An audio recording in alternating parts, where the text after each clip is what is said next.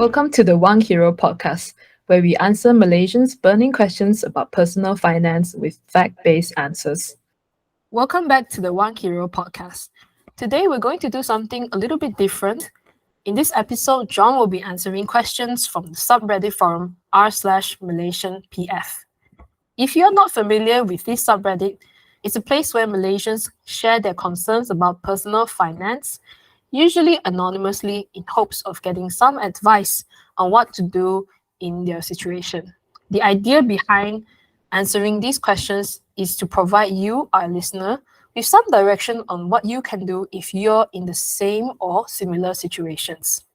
For our first episode today, we have 5 questions, and if we have more time, we'll answer more. Shall we get started, John? Yeah, I'm very excited. Actually, very good, very interesting questions, I would say. Yes, I'm excited to hear your answers as well. Okay, so I'll read the first one. The first one reads, will buying a car solve my problem? I am 24, first year working on a contract basis with the government. Net salary is 2,700, excluding the allowances. My current monthly commitment is just rent plus monthly installment for an iPad. I usually take Grab to go to work. It's been working out for me so far because I don't like driving and have no intention to buy a car. Also because I'm not confident my contract will be extended. Save me from the stress of driving too. But now I have to work at a place closer to my parents' house, and my parents did not let me take a Grab because it's not safe. They fetch and drive me to work every day. The problem is, it's a long drive from their workplace and the traffic jam is crazy. I'm grateful that they're willing to do so, but it is obvious they just hate having to drive or fetch their adult child to work, understandably so. They suggested I buy a car because they said it will solve my problem. For some reason, I got so irritated by this. Lol. They said a car is an asset for me. Will buying a car really solve my problem? I personally don't think it's smart to buy a car now, but I am a huge inconvenience to them. Okay, John, what do you have to say to that? Is a car an asset for this guy? I'm guy or girl. I'm guessing it's a girl. But I could be wrong anyway. But more importantly is first one, car is not an asset, it's a liability. The definition of an asset is a vehicle or a system or a item that actually generates you cash flow. So if you buy the car and you become a part-time Grab driver, yes, it's an asset.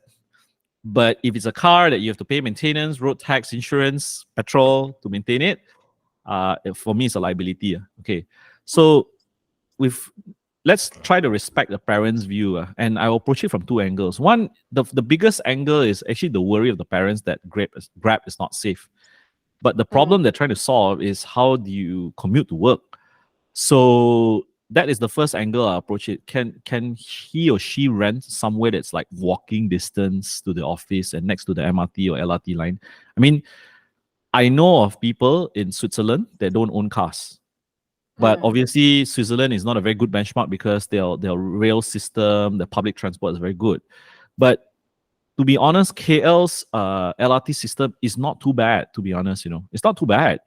Yeah. It's just that whether you are willing to do a little bit more work, do a little bit more homework, pay a little bit more rent for convenience.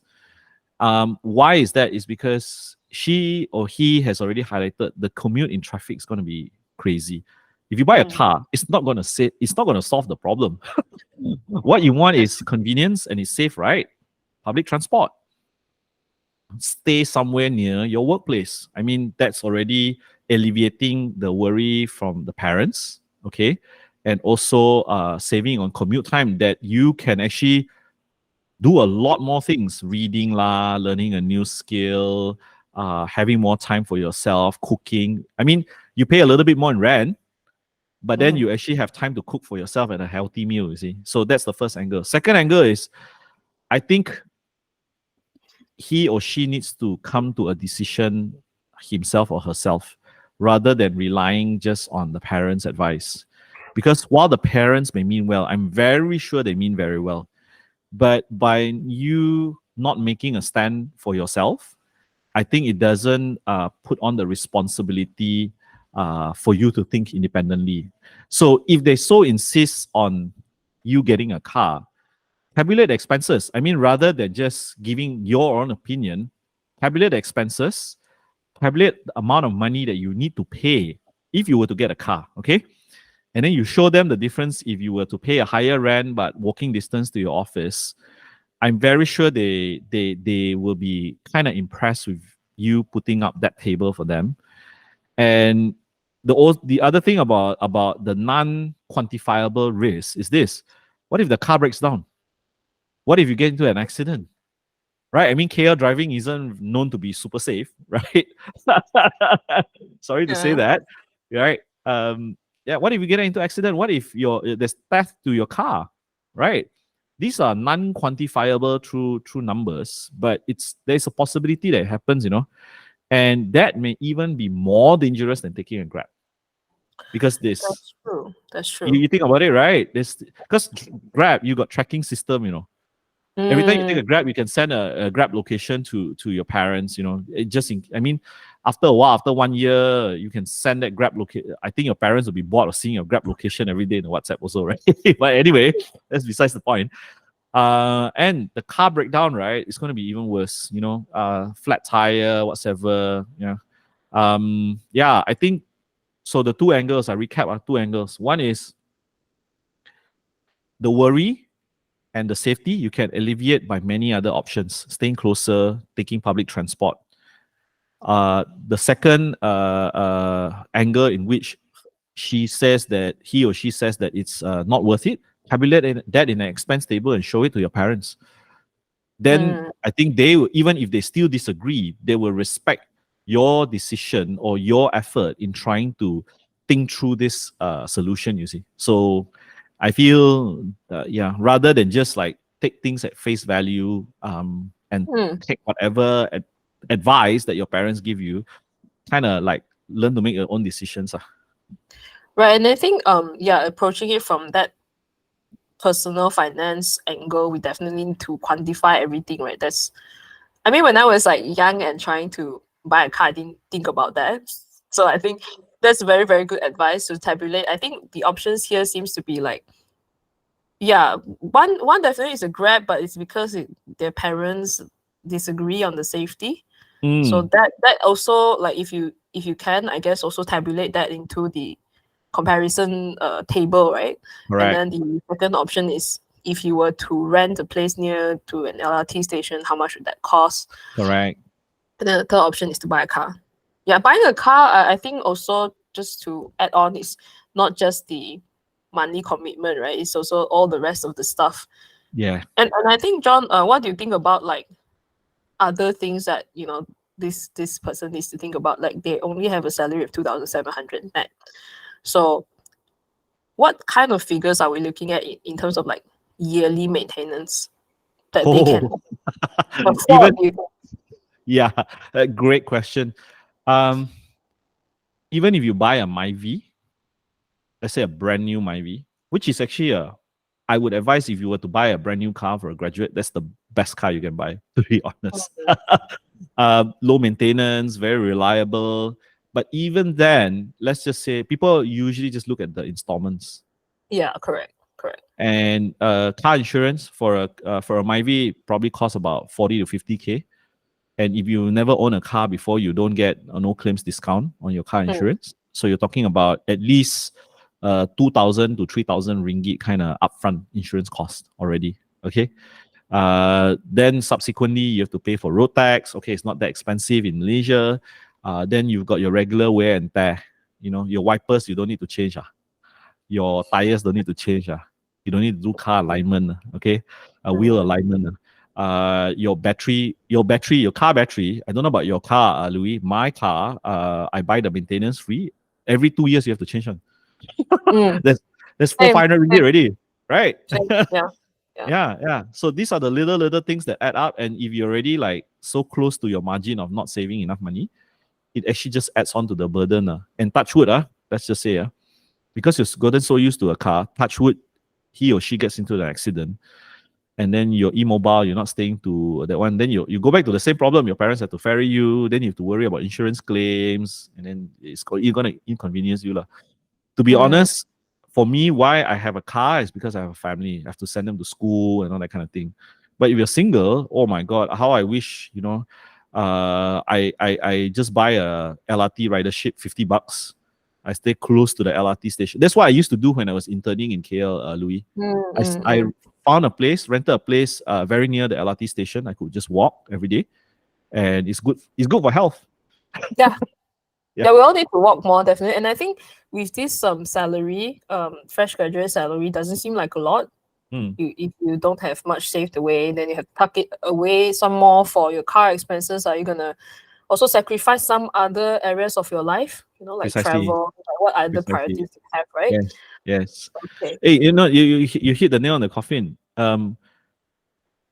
He or she already said that it's a contracted job. They may not even renew them, right? So how much are you spending? How much are you spending out of your 2007 for skills improvement, for training? Which we're gonna talk about more later, but these are things that you have to kind of you don't wait until in Malay we have this saying sediakan payung sebelum hujan, right? Yeah, So a lot of people think of like your payongs, your physical stuff, but have you thought about yourself as a skill set, as something that as a fallback plan, different streams of income, different skills paid differently? By then, right, you know what you ultimately want to do or not, Louis? Rather than thinking about buying a car, you think that you reach an income point where you can pay a driver and a car to fetch you everywhere, your personal Grab car driver, because your time is more precious than that. yeah, that's definitely ideal goal. I'm still not there yet, but yeah, one day. One day, right? One day. Yeah, You don't need to drive. You don't need to worry about valet or whatever because there's a driver fetching you here and there. Personal Grab car driver. And it's not that expensive, by the way. Some of my friends, they hire 3,000, 3,500. Yeah. And anyway, if if they can save you so much time. I mean, just parking alone in KL, Yeah. so much trouble. So if they can just send you point to point, that's excellent. And then you can ask them to wait for you. A lot of convenience. I mean, if you have like an income level that you can comfortably afford that, why not, right? Yeah. Okay. Exactly. So I think we can move on to the next question. Okay. Yep. So I think we covered quite a bit already. So let's look at the next Reddit question. Okay. So it reads, with 1.8K in salary, what can I achieve? I, 23 male, landed a permanent job and have been working for less than a month in this place. With a finally stable income, I want to move out of my family's house and rent a room closer to my workplace. Reason, 45 minutes commute with traffic, toll costs 132 ringgit per month, gas costs approximately 200 ringgit per month, and personally want to be independent. I found a room I like, costs ringgit 450 and 15 minutes commute. Would this be feasible with my salary? I'm too scared to assume how much bills and groceries would cost. If someone could give me advice, I appreciate it. Thank you. Very it's a sad thing that when I read it, it actually hits me hard. Why? Because I look at even engineers starting salary is not moved much since the day I started working. 2008, 2003, 2005. I mean, an increment of 300-400 ringgit. It's not in light of the inflation that's happening in Malaysia. I don't think it's a lot of money, to be honest. No. But let's try to answer this guy straight away. Okay. So before I launch into a tirade of all these tips, Louis, I think to this particular Redditor, the most important question is how do you want to be happy 15 years from today, or even 30 years from today? What kind of lifestyle you want to live and what kind of time you want to spend on, right? I know it's not easy to think that when you're only earning that kind of money, right? And he said, he or she said, 23 male, male. So he said he quite liked the job so far. Great. So why I started that question about where do you think 15 years from now, or where do you think 30 years from now? And then he will be asking, how do I think that? Very simple. Look at the role models in your company. So you look at your since you like the workplace, you look at the probably one of the highest paid guys there, maybe a GM or the CEO of the company. go and study, go and reflect how his lifestyle is, what are the kind of stresses he has to handle. Because eventually, if that's the path that you want to go, that's a role model for you. Then once you know that, pair that with the lifestyle you want. Is it something that you want to emulate? Because that's what I did when I kind of decided to leave the corporate organization, Shell, right? I look at my boss. I admire him tremendously. Okay.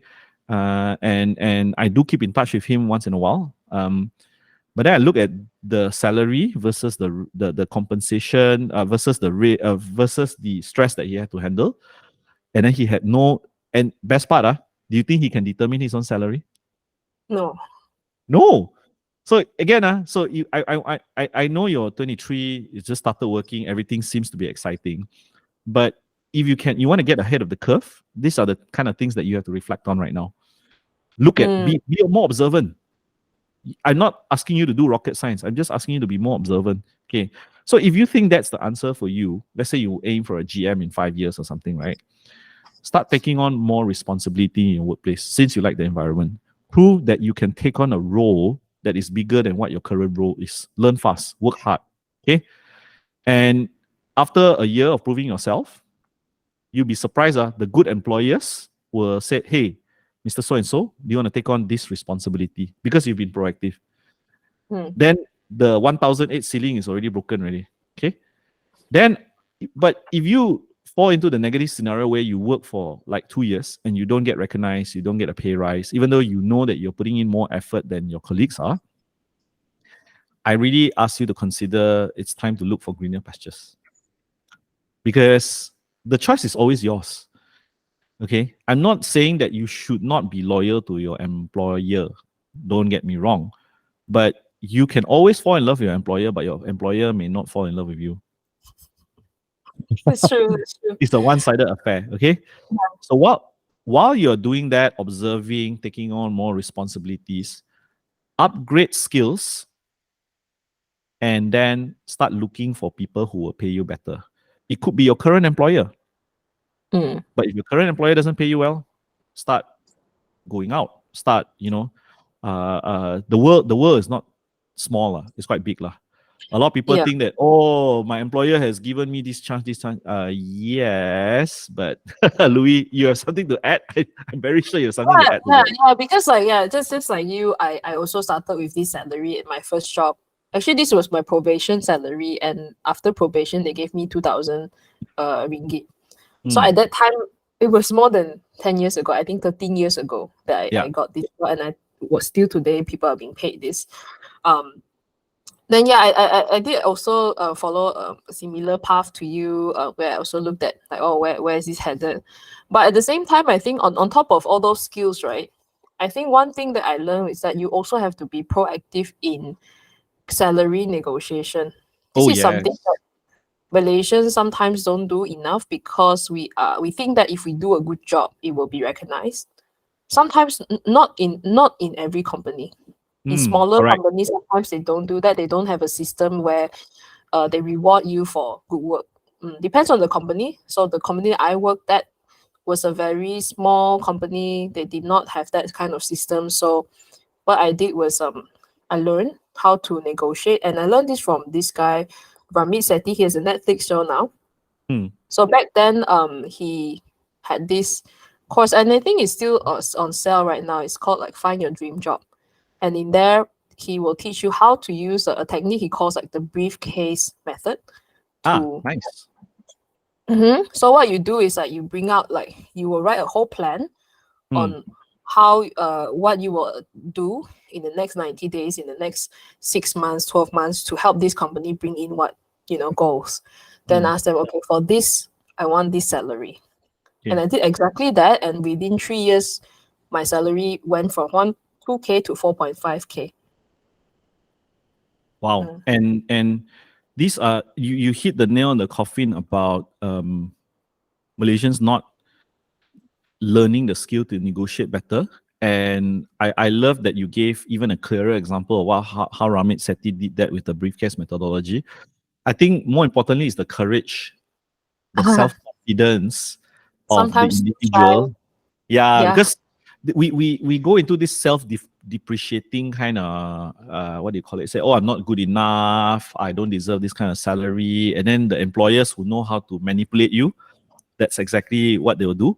But I think this is where confidence building with all the skills that you mentioned is actually very, very important. Okay. Back to his this 23-year-old male's struggle is that he lists out his expenses. Okay, and then he said, what can I achieve, because he doesn't have much savings, right? Will it be feasible? And he's like worried about his grocery bills. More importantly is this lah. There's only two ways to have surplus in your income. It's either you increase pay or you reduce expenses. We spend the first half trying to showcase to this Redditor how to increase. For me, I'm a guy who likes to increase pay rather than reduce expenses. Because expenses, right, I can share with you, it's rarely under your control. I mean, when I talk really under your control, I'm not talking about you go and buy the Gucci's, the Pradas, and all that kind of thing. No. I mean, just basic necessities. Inflation is creeping up at least 6 to 7%, even more so in the Klang Valley. Parking. I mean, like, there was a day last week, Louis, I forgot to share with you. I paid 100 ringgit in parking in one day. Wow. For how many hours? 8 hours at different places. So the first 4 hours I paid in KLCC area, so I paid $28. I think 24. And I went for another luncheon, so there's another 3 to 4 hours. I paid another 28. Okay, then you know the story lah. So it's just like 20, and all within the. So I had lunch in Shangri-La, but I didn't park in Shangri-La because it's 8 ringgit an hour. It's even worse. So I actually parked opposite, right? It's just a short walk, but they was paying 5 ringgit an hour. So you just imagine 4 hours is already. So a lot of these things are not within your control. And I rather focus my effort rather than reducing expenses is to try to find ways I get paid more. And I think the beauty about that is you grow as well. You grow. You think more, you broaden your horizon. To save, right? Going the other path, which is reduce expenses. Can you imagine trying to save up like 10 cents, 20 cents, and the time headspace that you are like trying to penny pinch could be better used to think of how to grow income. Yeah, that's true. Yeah. I think when I was at this age earning this amount of salary, I charted it out and I was like, wow, if I keep earning this, right, the increment is around, if you don't like proactively ask, right, it will be like maybe 200-300 a year. 10%, right. 10%, 13%. So 200 to 300 on this. Sorry, this should be less. This is about 200 plus, I think. Yeah. Like 180 to 230 increment per year, standard increment for the first 5 years. After that, it will drop 3%, 5%. So the first 5 years, then imagine if you don't ask, right? I had one senior engineer working with me at that time. He had been there for 8 years. And his salary was only 2,800. Yeah, my God. So he never negotiated. He never negotiated. Never. He was very, very quiet. So eventually, after I think 10 years, he left to another company. But during that period, imagine of the lost income. All the lost income. He just never negotiated, and the company, right? Sometimes the company just take advantage of that. Of course. Why would Not they? all companies are fair. Some companies they have like I think Shell does it, right? You have yearly like reviews and all that, but the company I used to work for didn't have that. So if they had it, but it was not systematic. Oh, if you overperform, then you get this. No, nothing like that. So if you don't ask, you don't get anything lah. So if this person, this guy is working with that kind of company, I think you should definitely ask, have the courage to ask. But also like one thing is like now he's living with his family, right? Would you recommend him actually moving out? There's extra expenses, you see. But it is closer to his place lah. I rather that he lives with his own family, save up. But I think it's a yes and no also, Louis, because I don't have the nuance of how far his family is to the workplace. Oh yeah, it does. 45-minute commute with traffic, toll cost. Oh, definitely move closer to his workplace. Yes, the expenses will be higher, but you are saving up 45 minutes one way. So you're talking about an hour and a half a day, about right? 30 minutes, Yeah. So with with that extra 1 hour a day, what are you doing? What can you do? Read, meet new friends, grow a new skill. There are a lot of things that you can actually do that you can avoid traffic. And I think most people just go with the flow because it's convenient. But I also think that by moving out and you find a room, you are actually trying to be independent. Who knows? The roommate that you bang in could be your next business partner. You never know. We Or never it could know. be your worst nightmare. You also never know. But it's just never. experience, right? Yeah, definitely. Yeah, Okay, so hopefully this Redditor and those who are listening will also gain some insights into how you can handle this situation. So Yeah. let's move on to the next one.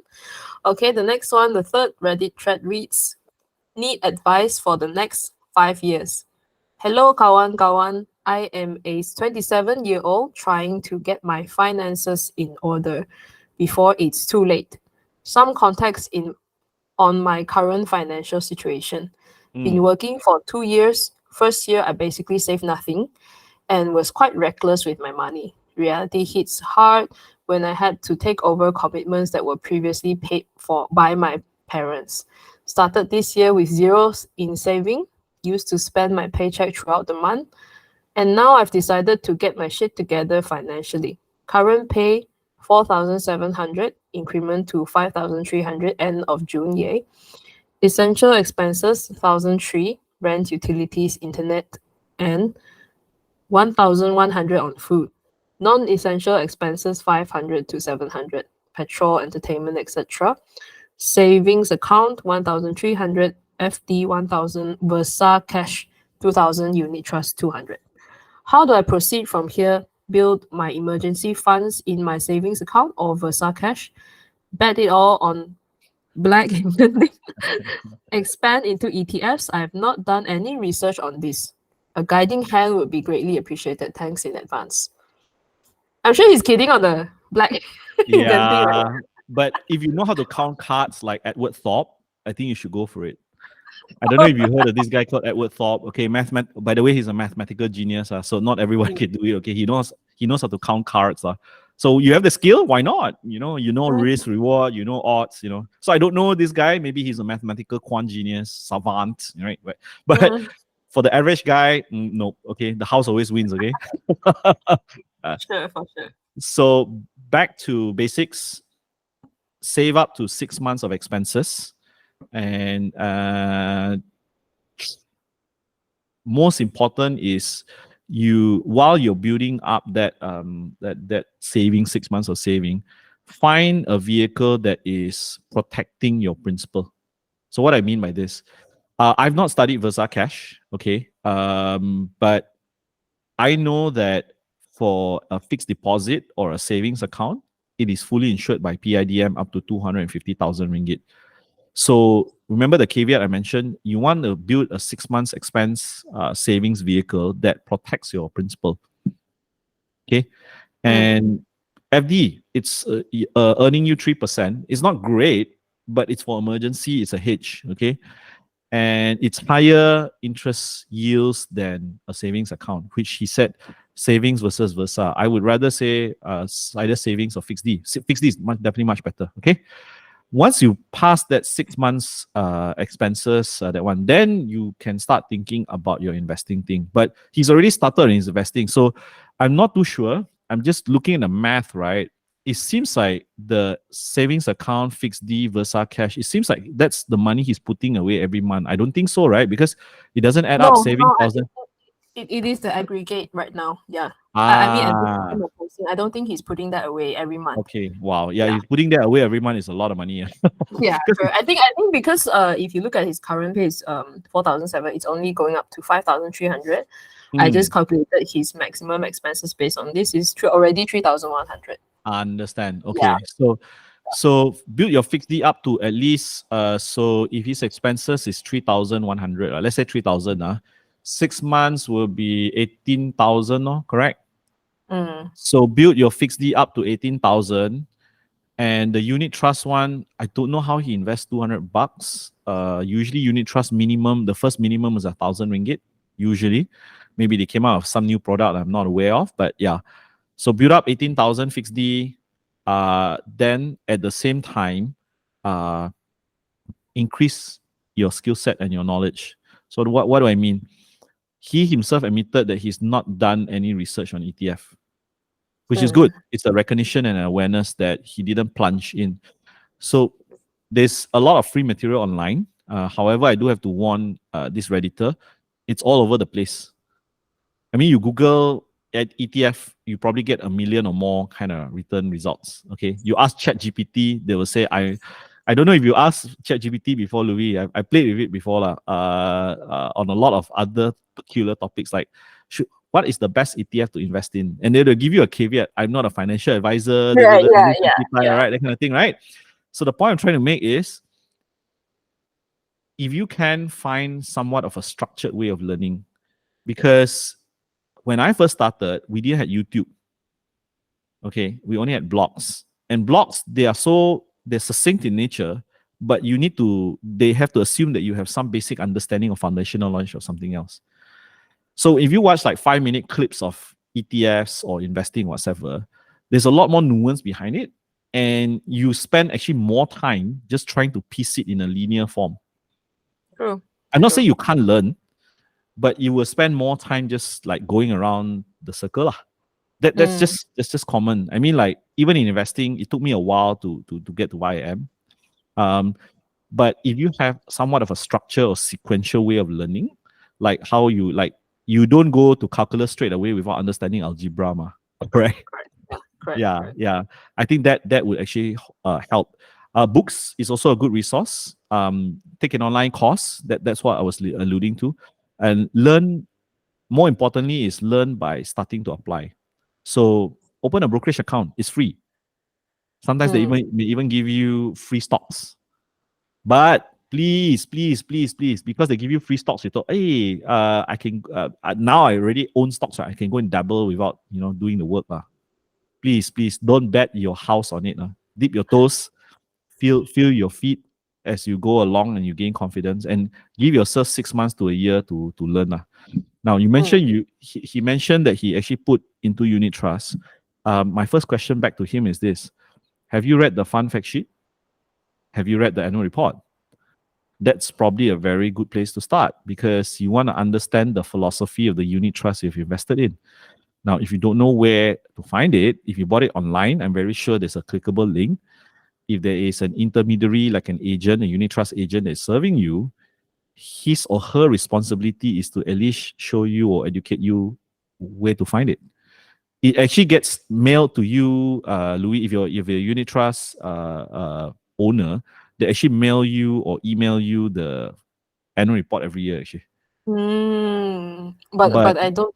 99.9% of people just throw into the rubbish bin. Yeah.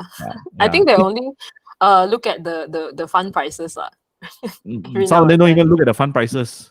Oh, right. They just said, I pay commission to the unit trust agent, you take care for me, you that one. But he or she probably got 100,000 clients, all different funds. Okay, yeah. So here I am, I'm alleviating the responsibility of the unit trust consultant. He or she also has to make a living by searching far and wide for clients. The responsibility ultimately falls to you. But what you can get the unit trust consultant or agent to hold his end of the bargain is to educate you what to read. At least what to read. It's not going to be difficult. I tell you, you read the annual report, it shouldn't take more than an hours of your time. But do you think okay, so if we're looking at all of these like investment vehicles, we have Versa Cash, we have unit trust, and now he's talking about ETFs. Among these three, right, which one would you recommend a beginner to get into? Actually, which actually the easiest? Actually, the most frictionless is unit trust, but you pay through your nose in fees. Oh, right. Because someone comes to you, you're served. All right, you're served. Even you don't need to worry about filling up forms because they will fill up for you. You don't even need to worry about setting up an account, knowing where to click, whatever, because everything is given to you. You're just given, hey, here's an email. Go log into this place, like create a username, create a password, and you're done. Okay. Then the next step up is, if you go into ETF, goodness me, you have to start understand what's a brokerage account. You have to understand how to transfer money. You have to understand how the stock market works. What is buy? Why is there two prices? You know, I had this. I took it so obvious to me because I was so used to it that one of my clients actually asked me, Louis, why is there 3 buy prices and 3 sell prices? Yeah, I mean, like, think because you're used to it, then you don't really think about it, right? Correct. And you take it for granted that people understand this, but these are the kind of things you need to understand, lah. Why are they? What is this term called market depth? Why is there 3 buy prices and 3 sell prices? Actually, sometimes you can go even 5, what we call 5 level deep of market depth, lah. Right? So you need that skill set to understand, lah. And I think unless you have gained that kind of knowledge, either through your own reading, research, or attending a class or reading, I don't think books will teach you this. I don't think so. But anyway, then you level up and you go into that law. But if not, the easiest to start is you pay someone fees, bo pian, if you don't, it's like IKEA lah. You don't want to assemble your own furniture, right? Then you go to hardware furniture store, you buy the fully assembled one, they send to your house, they even carry to you. You have to pay, ma. Yeah, IKEA also has that service, yeah. Yeah, that's right. But you have to pay, ma. Yeah, you have to pay for that service. If you need someone to assemble it, it's just, you just need to pay for that. But I don't think it's very used. So your advice right now is to save up to 6 months of his expenses, right? So it's about 18,000. Yes. Then in the process, upgrade their investing skills, learn from courses, books, etc. Yeah. And then to pick which one makes sense to him, right? Unit trust being the easiest, but with the highest fees. But we do have some other videos around this unit trust, ETFs, etc. I'll leave them in the description below. For those who want to learn more. Okay, so let's move on to the next question. Okay, this is a very interesting question. I like this one. Yeah, very, very interesting. Okay, so this is a question around like choices, right? So in 2 years' time, would you rather have 1 million ringgit in cash or a house worth 1.5 million today? A bit more context, house is a 2007 built condo in a prime location in KL. It's either I live in this house latest by 2027 or I use the 1 million for a house latest by 2027. Either is obtained in 2025. Okay. Instead of answering straight, I will ask a question to this person, because this one is setting even more important context. Okay. Instead of asking how to choose between the cash or the house, the question to the Redditor is this: do you have the skill to manage either asset? Both the house and the cash, because if I'm giving you 1 million, do you know how to portfolio allocate? Do you know how to put into what vehicle, what the risks involved, what are the things that you need to spend time on? And then if you're given a house, do you know all the things that come with it? Paying maintenance bill, because it's a condo, right? So you got a service maintenance, you got to pay cukai pintu, assessment tax. You got to maintain a place. External, you pay the fees to people maintain your pool and everything. But internally, your own house, every few years your cabinet don't spoil. Every few years your electrical appliance don't spoil. Yeah. So do you have the skills to manage either one? The second question I would ask is this: it's a choice of a cash or a house, but what's the objective of it? If it's a house that you don't need to buy another house and you're going to save on your installment, then fantastic, if that's what you want. Okay. But if your objective is say that, 5 years from now, can I leverage either one of these as an asset to grow my net worth? Then it's a very different angle already. Because for me, the earlier question about do I have the skills, the first pocket of money that I had to invest was actually refinancing my house, Louis. Oh. My house in Miri. I didn't have any money. Okay. I didn't have any money because I made a stupid decision to go and buy a house that cost me 2/3 of my salary Okay. Young, naive, thinking that I would stay in a corporate career for the next 30 years of my life because it was one of the largest energy companies in the world. And, was about to get married and was very proud because before we even got married, we had a house, we had a car, but no furniture because we were so poor. Seriously, the only thing we could afford was an aircon in the master bedroom and a king size bed on a 400 ringgit tilam. Okay. In the Okay. At least it's comfortable when you sleep. Yeah, No 400 sofa, ringgit. no sofa. No sofa, couldn't afford a sofa. Okay. So Okay. then I realized I had no money to invest. Then I realized I also did not have enough skill to invest.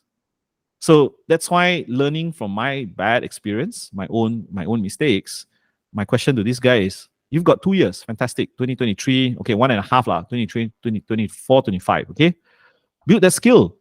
Because either way, when you're getting that 1 million, you don't know what to do with it. Right. If I've taken a house, okay, let's just say it's a super prime location. I know I can't afford to buy a house in that area and to get that kind of convenience, right? Then my question would be, do I have the skill sets to refinance the house and use that to actually start investing? Now, caveat, please do not do this if you don't have the skill, because it's a double-edged sword. Okay, it's you're taking loan on a property, and if you lose all that money, you can also lose your property. So please, I don't want people to say, hey, John said this, go and refinance your house. Hey, hello. Yeah. Right. So firstly, it depends on like the goal, right? The goal, what they're planning to do with it. So if they want to grow the capital, learn how to manage either one. So either one's fine, right? Either one's fine depending on the goal. Right? Correct. You can either keep the house or you can keep the cash. Yeah. Right. So in your case, you would keep the cash.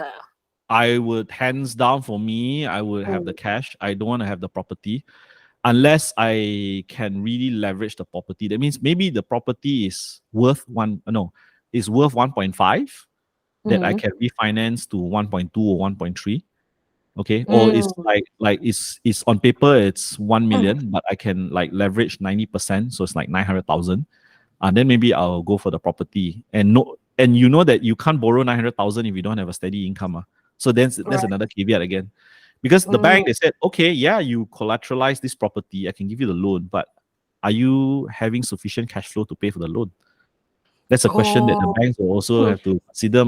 Like if you're a freelancer, business owners like us, Louis, it's even more difficult to get a credit card and a loan compared to a salary guy who earns like less than half of what we make, because they have stable income, quote unquote. That's true. Okay, very, very interesting. Very interesting. So, I mean, I've never been faced with such. It seems like a good problem to have, nonetheless. Yeah. But more importantly, to this guy is make sure you have the skill. Build your skill. Yeah. So like, because either one, right? Like cash or house, if you don't have the skills, you might after some time see the value deteriorate. That's the worst thing. Correct. If you don't know how to maintain your property, you will also see that value of the asset deteriorate. That's the problem. Yeah. Okay, that was interesting. Okay, so now let's move on to the last one before we close. I don't think we have time for more. Okay, so is 500k ringgit enough to retire in Malaysia?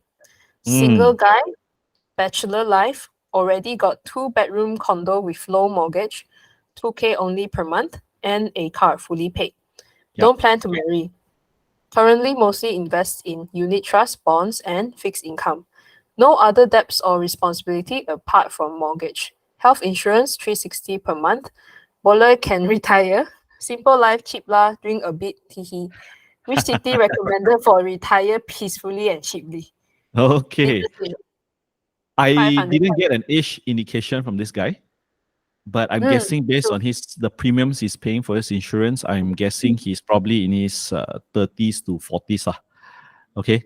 So I'm giving him a 30-year lifespan. So if you're like in your 40s, you live till you're 70 or even 80. Most, ironically, Malaysian Chinese men live the longest on average until 75. Malaysian Chinese women live until 78. So women live longer actually. Okay. Yes, yes, that's Yeah, quite 8 years. Yeah. So I'm projecting a 30-year lifespan. I'm guessing he's like 40s, and he will live till 70. So my way to calculate his cash flow actually is there's a few ways, but I'm going to show you the simplest, okay? true. So I'm assuming he can make 10% on his portfolio of unit trusts, bonds, fixed income, okay? And if it's a 10% on a 500,000 portfolio, that would be roughly 50K a year he can draw down without touching his principal of 500K. So 10% is 50K a year, which equates to roughly 2.4 thousand, 4.2 thousand a month. Correct? Yeah, 4.2 thousand a month. And he has a mortgage of 2K. So if he can draw down 10%, 4.2K a month, he pays off his housing loan 2K a month. He still has 2.2K a month for living expenses. If he's single, I think if he lives in a smaller town like an Ipoh or Kuching or Miri, I think very likely can. Very simple life. I think in Miri, beer is also very cheap, right? Because he likes to drink. Tiga, Miri, we have this phrase, right? Louis, tiga sepuluh.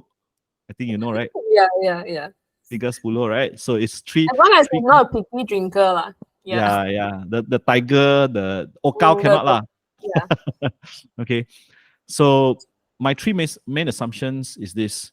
One is his portfolio can make 10% a year. Okay. It's not easy because the benchmark to beat is the S&P 500, which is in a different country. It's in the US. Okay. Strong economy. In Malaysia, unit trust, you'll be lucky to get 8 to 10%. But if it spreads out between like bonds, fixed income, which are very likely paying 3 to 4%, you need to tabulate all that, portfolio allocate to get your 10%. So most likely it will be lower. Okay. So if it's lower, then the amount to be drawn down is lower. Lor. Because I have to make the assumption that your 500,000, you cannot touch the principal. Right, yeah. Okay. Now, if inflation creeps up, even though he makes 10%, then on his portfolio, then this may not be valid anymore because it's going to creep into his 2002 and it's going to creep into his mortgage. Because he's paying mortgage at, my assumption is based on a floating rate. Unless he gets an Islamic loan that is on a fixed rate, which is usually higher, then he's not susceptible to rate hikes, which is what is happening today. I mean, I've just received 3 letters over the past year to increase my mortgage interest rates actually. Okay. Oh. Yeah, because it's a floating rate. The moment Right. Bank Negara increases and OPI increase, your housing loan will also increase the rate. Makes Okay. sense. Yeah. The second assumption is actually that he can maintain his lifestyle. Because if inflation is creeping up, he may not even be able to maintain his lifestyle. The third assumption I have is that nothing happens to his portfolio. That means he can consistently nothing happens to his portfolio and he doesn't top up any more money. That means he doesn't have a salary anymore, whatsoever.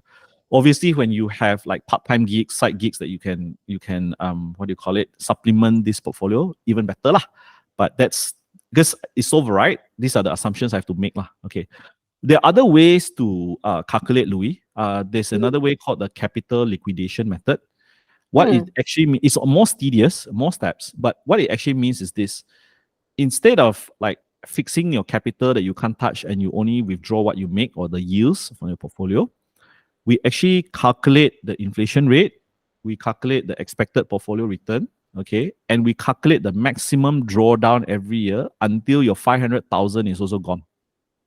So that means but here's the assumption, we can only calculate a fixed period. That means 30 years. If you live longer than 30 years, then Then how? Yeah, that's what I was thinking.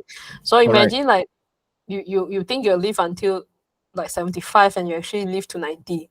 That's like 15 extra years and who knows what will happen. And you can't get a job by then. I don't think people will hire 75-year-olds for most jobs, I think.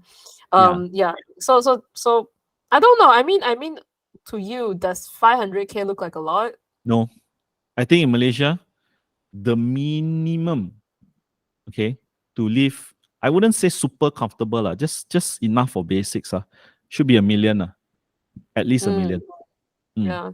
I Yeah. think just because, If- I mean, 100, a million sounds like a lot, but if you consider the strength of our currency yes. and where economy is going, it may not be much. Yeah. Probably we do one more question, Louis. The ringgit falling. Okay, one more. Okay. Mm. Yeah, okay. So since we have some more time, okay, one more question. Malaysian ringgit falling. Hi everyone. As we all know, Singapore dollar just hit an all-time high against Malaysian ringgit, and at the same time, our currency is dropping too. As of now, I have some savings in ASM only. Should I move some of the money to overseas investments such as S&P 500 via IBKR? That is, and if yes, is it hard to learn how to use IBKR? I have never used it before, have tried stash away, but it wasn't doing good. And my portfolio never recovered ever since the KWEB incident. Hence, I cleared my stash away portfolio already. Thank you in advance for any response. I think it's always good to hedge money overseas. But here's my question. Have you gotten all the foundational stuff right? Your 6 months of savings, some investment in Malaysia, basic insurance policy and all that. Because you may be doing all this, learning your skills on IBK or whatever. But if you haven't gotten the basics right, I think hedging your money overseas, it's not gonna move the needle. Let's say you try to save like 5,000 ringgit in US dollars. It's about 1,000 US dollars only. You see, Yeah. but then you haven't gotten your 6 months of expenses soaked away and all that kind of thing. And when you need to, let's just say, in back that you need the money for your savings in the US when the US dollar has actually declined. It means now you convert 4.6, and then like 1 year down the road, oh crap, I haven't saved up enough for my 6 months expenses, and you want to move money back, and then you are selling at 4.3, you've actually made a loss already, you see. So that's not including the conversion fees as well. correct. So for me, get your basics right first. When you want to hedge overseas with the ringgit falling, right, you're mainly spending in Malaysia. I mean, let's all be honest. If you're not worth half 100,000 and above, right, and your lifestyle is around the 3,000 ringgit mark, how likely are you going to be overseas, spend overseas, do things overseas? It's very less likely, right? So why worry about all those when you're mainly spending in Malaysia? Get your Malaysian fundamentals right first. At least be worth 100K. Then you start thinking about hedging overseas. That's just my honest advice. Yeah, but I think some people will think like, why don't we just leverage it while we have the opportunity to, or earn a bit more? Fair point. Problem is, will it move the needle? That's my Right. counter argument back. Yeah, will it move the needle? Yeah. I do. Yeah. Sorry, what do you think would move the needle in this case? So after they've soaked away 6 months, so they should do what? Then they should like try to, at least for me at least 10K US dollars. So that's roughly about 50K. Okay, so if let's say somebody wants to actually like gain that leverage, you have to have at least 10K US dollars too. US dollars, so about 50K Malaysian. Then it's like worth moving the needle. Yeah. Okay. So in absolute terms, if the amount is just too small, it's not worth it, right? Correct. Because what you're gonna pay in transaction fees is already gonna eat out a lot of stuff. And I mean, like we don't know what will happen in the future, right? Correct. We don't know. I mean, correct. US dollars could drop, Singapore dollars could drop. We don't know. Like right now, we're making an assumption here, and I think, what do you think, John? What's the percentage of hedging, like this type of hedging, should someone allocate their portfolio to? Okay, for me, it's case by case. Why? Is because some parents, they already have an aim to send their children overseas. So the hedge will be bigger as it comes closer to their university years for their children. For me, my kids are still like at least 5 to 7 years away from overseas education. So for me, I have time to play and also to hedge that size bigger and bigger as they grow. Okay. Also, you have to be aware, Louis, related to that question, but a different angle, is actually the tax consideration. Because in Malaysia, you buy stocks, you get dividends, you don't actually have to pay any tax. because Malaysia practices a single tier taxation system. The dividends that you get is already net of tax. The tax is already paid to the Malaysian government by the company.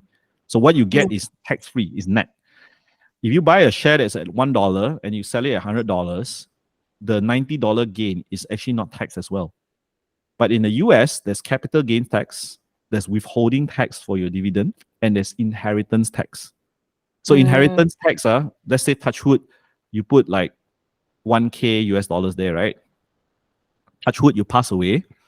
For you to get back that money, you have to pay 15% tax to the government on $1,000. So I want you to think about that really hard. So you see all this, there's a lot of nuance, you know. You just don't think about, oh, Malaysia's falling, then, you know, Malaysia's going into a hell economy and all that, and then you start worrying and you start that one, right? But there are other nuances behind it. That's why for me, I'm very particular about worrying about tax, because I have friends who have gotten a green card in the US and they're complaining because once you have a green card anywhere in the world, even though you don't derive income from the US, you have to pay tax. Wow. Look, so say they have a green card in the US and work in Malaysia, they still have to pay the US tax. That's right.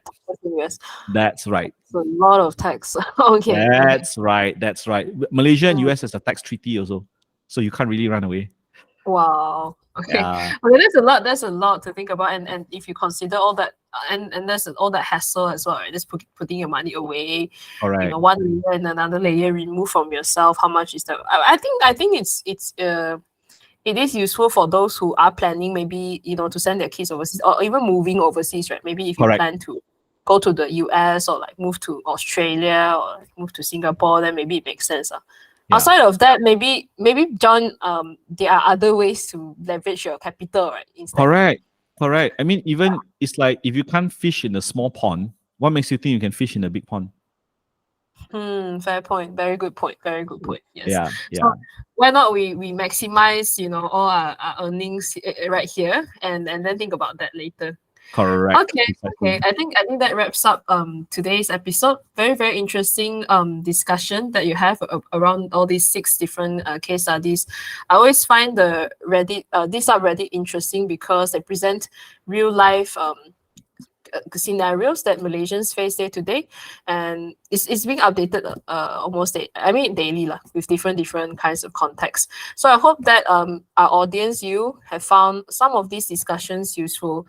If you have any of your own questions, you can submit them to our website at wanghiro.com. Just click on the Ask the Question button on top.